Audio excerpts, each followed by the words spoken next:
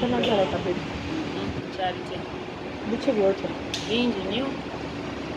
Nga kinaki? Bingi okwetikka nze gwolaba badde mama wange yangamba abaana bange bajja kunziraira mu nju bankube n'olwekyo nyinza obutazaala yadde mwana. Oyinza obutazaala mwana n'omu? Sinafuna nnyo inspiration etwala mu direction eyo but sina kuzibu n'abaana. Okay. Otwasembayo okuwulira nga akyogera asuubirira oba nga tuba tugambye. Ntayagala baana. When you follow up all her interviews, she has always said sagala kufumbirwa. Naye lwakuba bannayuganda bagwanguya. Aba sagala kufumbirwa, but I love a kid. I want to have my kids. I have had a lot of friends abali bwe batyo nagaba ne mukama nampaayedde nzi. Nampayo kaggaalo.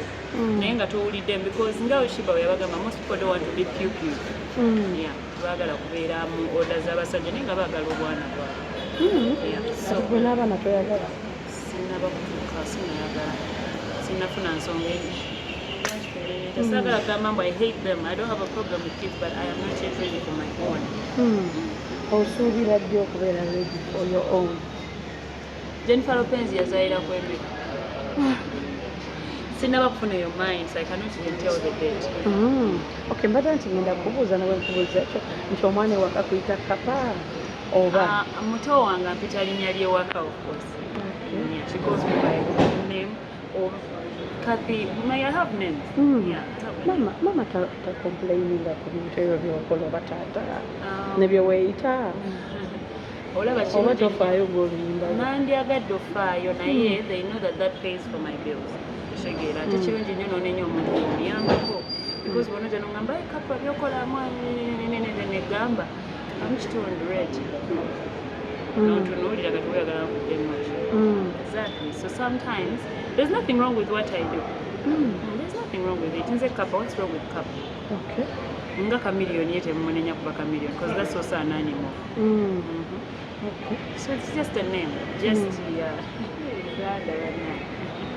just a name tekirina buzibu. Then ebirala kikyenkola ekibi. Engoye it's just a costuming. It's a performance. Nga bwogera ku makya, you see actors. Bwogera ku makya nagenda ku scene n'atusinga co-actress. Because it's just a movie.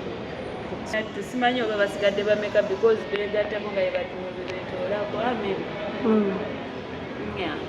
Wasala ofuke haja kigamba. Nedda tuli era yayonooneka, so tuli mu era where you can't trust someone everything you got, so you can't trust them.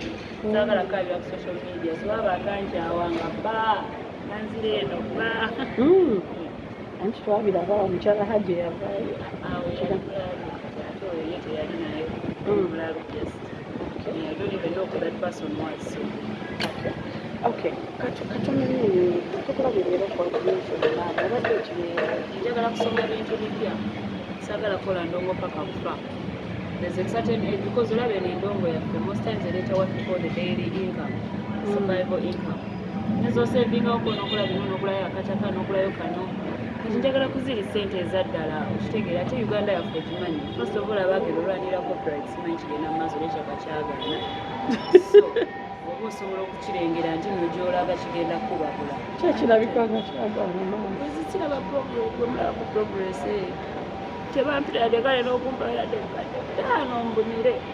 So simanyi kigenda mu maaso. So when you see something bwekyo nga kyandisa happening alinamu ku magezi oli yekiddako nga bukyali. Kati ate nze njagala nnyo traveling, njagala nnyo adventure, so the best way is to go into byanyonyi kutambula travels everywhere. Wawulira ye passion yo?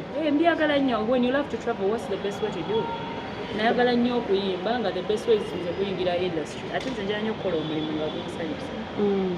Njagala nnyo nenkola omulimu nga nkyagala ate nga nkijjamu ssente. So I love travel. That means working on a plane, being a pilot, being a cabin crew member. I can love to do that. Okay. Yeah, I'm getting to move around, see things, see beauty, go to countries, fetch opportunities more say that. Okay. Okay, but cabin crew members, air hostesses, now bambala decent. Remember you na jambala ng'amini. Tujja kwamba isoka tebabeera too decent. Abana nabo banyuma koza kinalonze opposition. Wabale mwana asibaka start nabagambya kankakalanga. Boy. They're cool. I love the outfit. They're costuming. Naba abantu era ennyambala yaabwe teri too decent. Like they're good. It's just good. Okay. So it's a little uniform.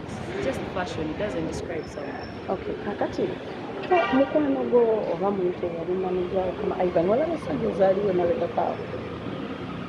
Tewala baby mama we ngayogera Naalongo kuba yamutwalako abaana. Kati sijjukira no inasembe ko yalikwata mu mwana eyosimba olwento omuntu nawuta.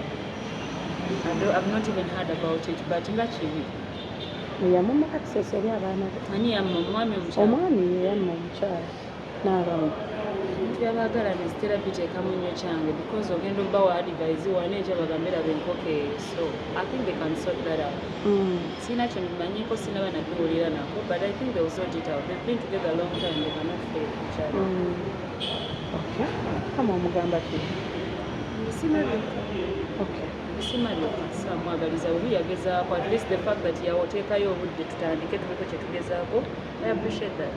Nga tumaliriza. Sheebah omugamba ki performance? I love her so much. That was beautiful. That inspired me. I wish her the best. Mujane yo. Oh, mama. I wish her the best. You know.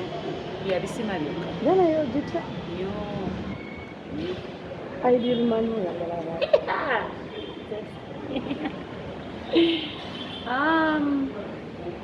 I don't know.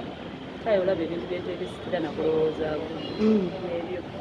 Kati ndi mukipimamu ndabe yalina bbaata. Now that's my kind of life. Sikaka nnyo bulamu. Naye I think an ideal man should be somebody gwensobola obeera partner naye. You know, somebody we can work together with. Somebody, you know, I don't know. It should be somebody I really like, I think, can take out. It should be somebody I really like, because when I really like, it's going to be good. Okay. Ebibafaanibwa akatale mbaagala nnyo ebiri mu kitchen bingi nnyo. Just weerinde ku social media pages. I love you so much. Big up on everybody. Kambajukize all the social media pages: Instagram Kapakat, Facebook Kapakat, YouTube Kapakat. Ring the bell, subscribing at www.kapakat.com. That's my website. Mbaagala nnyo. Taafunge tubike.